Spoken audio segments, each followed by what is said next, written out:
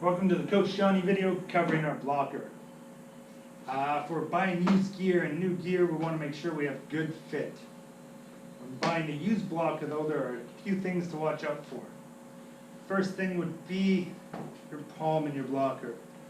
We want to make sure it's in decent shape and that all the little connections to hold these finger pieces are in good shape. The palms of some blockers are replaceable. All blockers you can replace the entire hand. You'll have to go to a hockey shop to get it replaced if it's in very poor condition.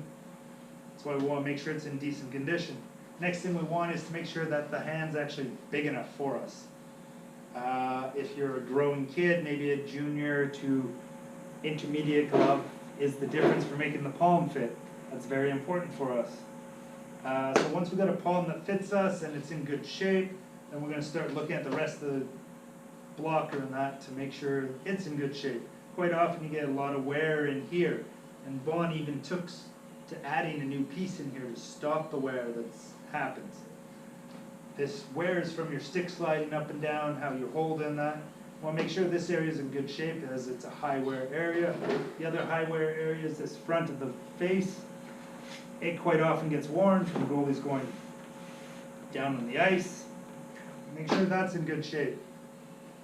Also want to make sure this outside board here is not so soft and so deformed that my blocker moves all over the place. When I wear it, it should stay in decent position. Lastly, it may seem like a very odd thing with a blocker, but make sure this blocker face is not broken. You can break a blocker. Maybe it was excess of weight on it through travel. Maybe it was use over time has worn the padding out inside.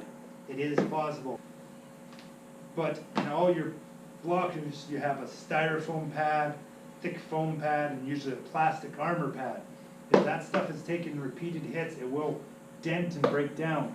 Then you'll get sore spots on the back of your hand from repeated hits, or you'll find that someone takes a really hard shot and it really hurts. So make sure the front face is holding decent. Lastly, we want to make sure there's no cuts or rips into the face to allow water in, as water over time will degrade the padding and it will break down.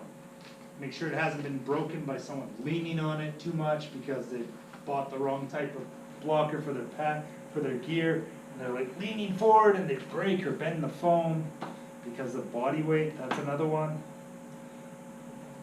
So the last piece is making sure it's the right blocker for your style. As I said, you can break the blocker face by leaning out with body weight. Different blockers from different companies have different hand position up and down. I know CCM had a very long front for that low blocker shot and didn't have as much up top here, whereas Vaughn's more up top, which I prefer personally. Be sure the blocker is the type of fit you want. Some of the angles here will change depending on the glove, blocker. Make sure you get the right one. Other than that, that's about it for used gear with Coach Johnny. I hope this helps you buy the right piece of gear. I hope it helps you get your kids, son or daughter, the right piece of gear for their stuff, and I hope it saves you money in the end. Thanks again for watching Coach Johnny. Give a like, subscribe, hit the bell for notifications, and if not, watch another video. Hopefully I can make you a subscriber yet. Thank you very much for joining me.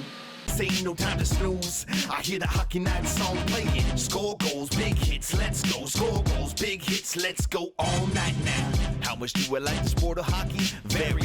When I'm working, get the score on my BlackBerry. I don't make music, on the contrary. I'm making rock'em sock'em hits called Don Cherry. I'm always winning, just call me Trevor Linden. My team is gonna get the cup and that's the only mission now.